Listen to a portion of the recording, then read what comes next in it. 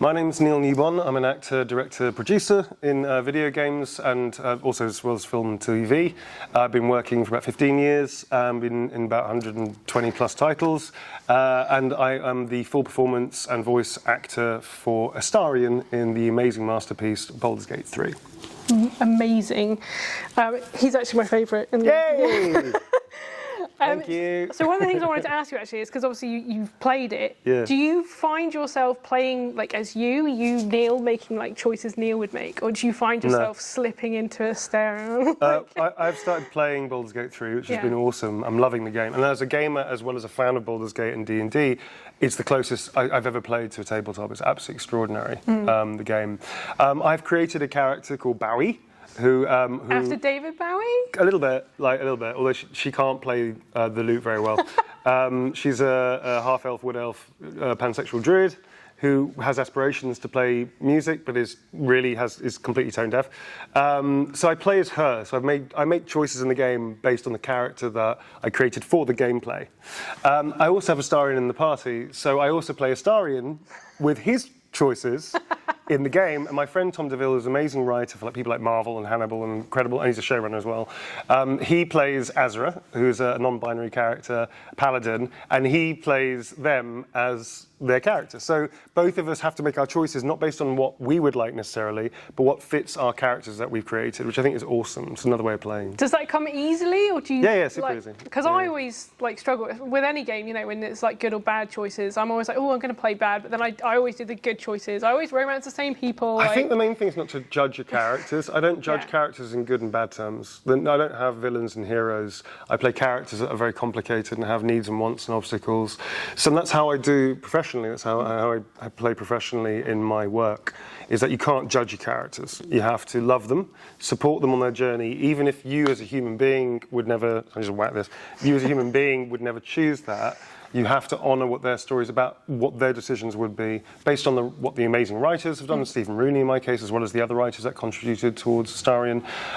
You have to, you can't judge them for what they do. You just have to love them and support them and hug them through their journey without stopping them, You have to feel it. One of the great things about Astarion's story is that it's about tackling issues of being abused and taking the power back from them. How has that resonated with you, and what do you think of how it's resonated with fans as well? The story of Astarion's trauma is incredibly affecting, not just for people like myself, but I've had a lot of people from the communities reach out and say how they felt seen and they felt touched. I think it's a testament to Larian's incredible skill, the writing team, the creative decisions made behind all of this stuff, and the character as well, especially Stephen Rooney and the other writers that contributed towards Astarion, how mature and adult the decisions were to make it believable, real, and not to just dismiss it as a thing, but actually to honour the fact that trauma victims exist, survivors exist, and to show every possibility of that journey, good and bad, with the same kind of care and love that I experienced working as the actor in it, is an amazing experience. I get a lot of people asking me, telling me they feel seen. That is a deeply humbling experience as an actor, because obviously I'm just trying to present the work with everybody else, the ensemble, and also the other 248 actors and all the directors and everybody in the writing team and Larian themselves, who are incredible. I'm just trying to present the story. How people will react is not up to us. So to have that is incredibly touching. I feel sometimes the praise I get is maybe not deserved in that way, because it wasn't just me, Imposter syndrome, that is. Not imposter syndrome, no, but I want people to understand that, the writing team did such an incredible job. The directors that we had to help us through did such an incredible job. It's an ensemble effort to create these stories, and I think it's important to say that, really. Yeah. I feel very humbled, to put it that way, and incredibly grateful for people reaching out to me. And it's an affecting story, it really is. I loved every second of playing Astarion. Every second, yeah. Would you say he's your favourite character to date that you've ever portrayed? I don't know. It's one of those questions. I can't really say I have one single favourite character. It's like picking a kid or something. He's definitely one of my most favourite characters to play. Yes. Yeah. Each character is a different experience, like a relationship. Each relationship you have in life will be different. There'll be good stuff and difficult stuff, maybe challenging stuff. With Astarion, like most of my characters I've ever played, probably all of the characters I've ever played, I had an amazing experience. I didn't have a bad day. in the volume in 4 years. I had challenging days physically where I burnt out. Emotionally and physically just burnt out because I was just working so much. But I've never had a bad day in the volume, I would say.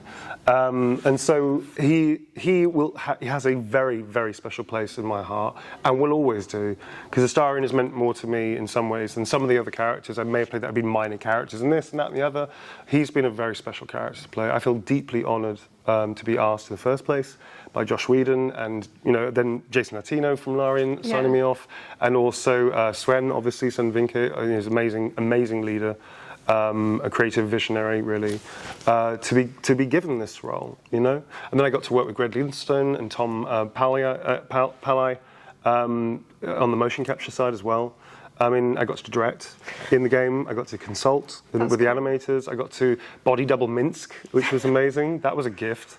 I got to kind of work with Matt Mercer, who's a hero of mine. So, it was just, the whole thing has been extraordinary. Yeah. How does it feel to because, the community's just kind of, it's blown up, especially since obviously the full launch. And how does it feel to have so many fans for a character you portrayed? It's wonderful that people have really loved the work and loved the character, Astarion. It's been amazing. And not just Astarion, but all of the characters have been fully embraced. And seeing all the other actors having all this attention for their work is absolutely breathtaking and beautiful. I feel deeply honoured by the fact that people liked the work that I offered up with everybody else, and that they really liked the stories, and that it meant something to them. I want people to have a good, I really liked the story, or I hated the story reaction. I want something of polar opposites. I don't like the grey dishwater, meh, it was all right. That's the worst. Somebody says, your character was, meh. It was like, so, I suppose obviously he's not necessarily a good character. I mean, he's an anti-hero. Yeah, he's the best way and of so I describing suppose having someone really hate him is also a compliment. Totally fine. I don't care if somebody hates a character. I just want them to have a because reaction. in a way it means you in a different way you've still achieved that character. Because art is there. Any artistry is there to move people, one way or the other, but to have a reaction. Yeah. If they hate it or love it, as an artist, you've created that reaction. That's what you're there to do, to challenge people or to entertain people or whatever. But it's to have a reaction. If somebody has a meh reaction, that feels not great, I would say. But if somebody hates my character, as many people go, I hate your character, it's like, great, you're supposed to, great, fantastic. Gavin Reed is a good example of that in Detroit Become Human. He was only supposed to be a catalyst for Connor's character, played by Brian Deckard, who's amazing. And people started really liking him, and I was just like, why? He's a dickhead.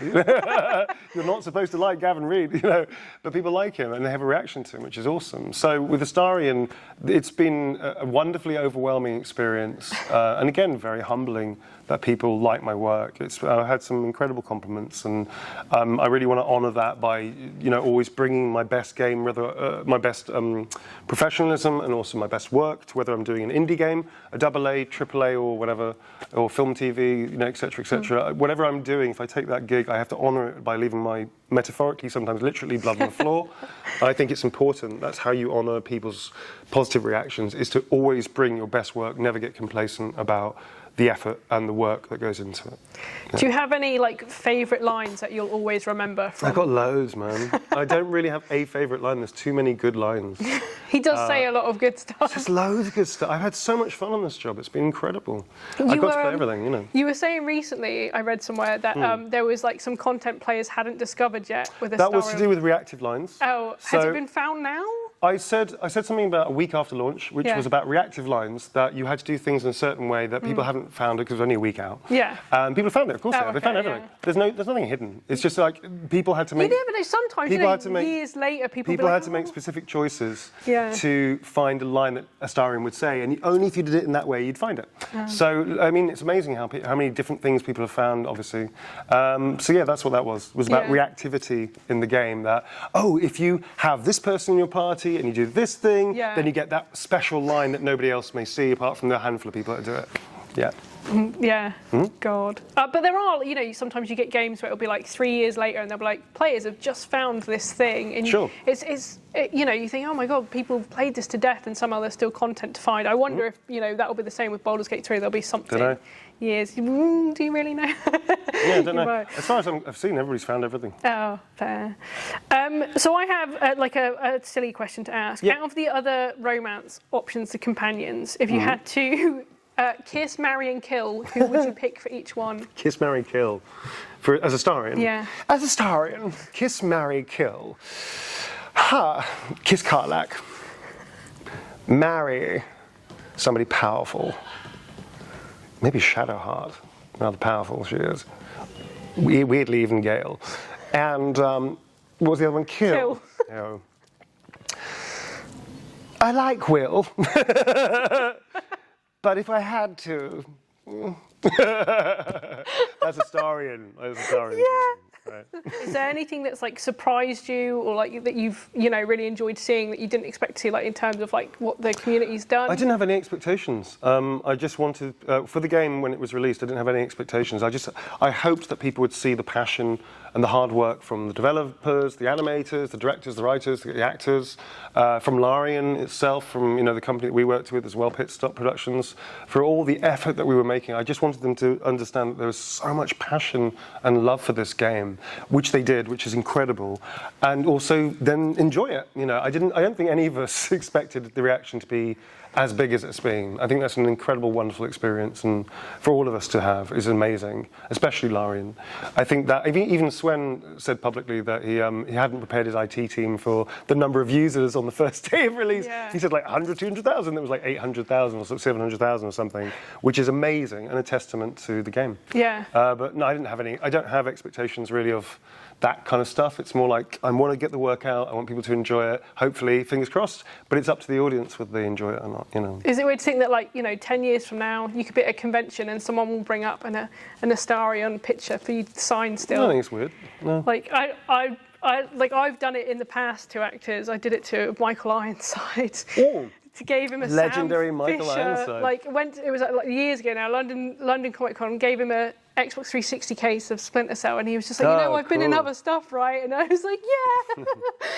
I love that. I think it's lovely when audience latch onto a character they like, and it means something to them. So I think it's surprising for actors because you end up doing, if you're lucky, and you work a lot, you'll do loads of a great body of work, and it's interesting that people go, oh, that's the thing that was interesting. I don't think it's weird. I think it's actually perfectly normal that people may go, oh, that thing you did years ago, I loved it. It's like, great, it stayed with you that long. That's amazing. It's like a legacy that you get to keep. Well, it's not just that. It's more like, oh, great, that my performance of this character that was well written and blah, blah, blah, moved you, and it stayed with you, and maybe it informed something about life that helped you.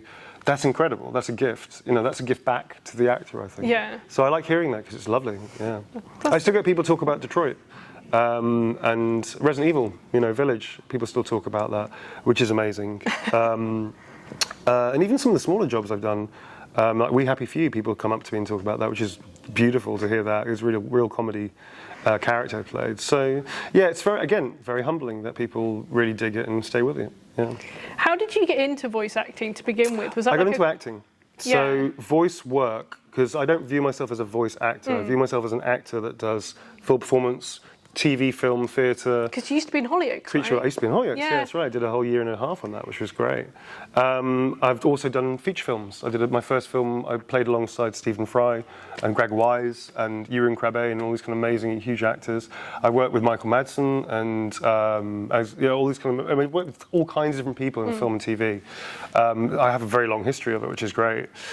So I got into voice work and motion capture work and performance capture work because I was very broke. I had no money. I was, like most actors, I was financially struggling to survive as an actor. And it's still not always easy for everybody. No matter, even if somebody has a success, they may be not financially particularly well off. It's not an easy ride to be an actor. You engage with that very early on, that you may never make any real money. You may struggle for most of your life financially. And that's not really the drive. I think people don't get into acting to be rich. You know, if you're lucky and you work a lot, you might get a good living out of it, absolutely. But 95% or something, maybe more, of actors are not millionaires or have huge houses and lots of money. They actually, most of them are jobbers and struggle, you know, from time to time. If you get lucky, it's feast and famine. And sometimes it's very hard. So I was particularly broke. I was really in trouble financially. And I realized that I have a lot of skill sets. And I saw this article in PC Gamer about voice work. And then I saw this tiny little picture about motion capture. I went, I can do that. I think I can do that. So Audio Motion, Brian Mitchell from Audio Motion was very kind with Stacey Boiselle. And they auditioned me for Ghost Recon Future Soldier with Ubisoft. I got it. And then I started my journey and they championed me for a long time. And I met people like the Imaginarium. And I worked Creative Assembly as well. And then I started mentoring other actors to help them do what I do. I run a non-profit workshops where we just pay for costs. We pay for people, obviously the crew get paid per day and stuff, but we don't make any real profit of it. We just make overheads for the company. We keep it low as possible to help actors afford to do the course, and then one day of mocap pays for that course. So it's a non-profit course. That's really interesting. Yeah. Well, I've also worked in other charities before. I used to work with Inner City Shakespeare in Los Angeles. So I'd work in South Central, going down like 3 times a week, maybe 4 times a week, depending on the schedule, to South Central, 108th Street from LA, which is a 10-mile straight south drive. And every mile, you know, you do notice that things get tougher for people. I worked with all these kids from the age of 16 to 21, and we would help put on a Shakespeare play.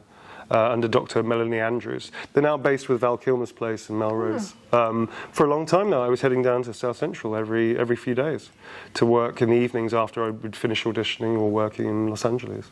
And it was a beautiful experience. And it's a big motivator for me in a position I am now to be able to help other people. I'm a great believer in it. Yeah, I can only imagine what it's like to be able to give back to, like, you know, the industry in that way. And it's a beautiful experience. Because other people have always championed me and helped me. People took risks on me. People have always helped me. It would be remiss of me not to offer that up to anybody I think is great and positive and happy and talented and needs help, you know, and they don't have to take it. But if they want it, I'm going to try and help as many people as I can. Why wouldn't I? Yeah. All right, so for my final question, you might not be able to pick, but everyone's been talking about who they would ship Astarion with. Ship? Like pair with romantically. Oh yeah, like a romantic pairing. Yeah. Okay. Who would you pair him with? I didn't think you would be able I don't have a choice in that. Because you know what, I don't find it that interesting to talk about what I would think of the story beyond what I did. Yeah. My stuff was in the story. I think it's brilliant that headcanon exists. I think it's brilliant that the community has their own ideas of who would ship with who and stuff. And I like that more than thinking about what would I like. Because actually, I've done my stuff. I did it with, and also the possibilities are with everybody. Yeah. Like my possibility with Astarion is with every single character, theoretically, that can be romanced. I've done that. Yeah. So I don't have a preference. Yeah, I suppose you lived through it when I lived you through it. did. Yeah. I literally lived it. In fictional circumstances, but they were truthful fictional circumstances. Yeah. I've lived it, so I don't need to think about it.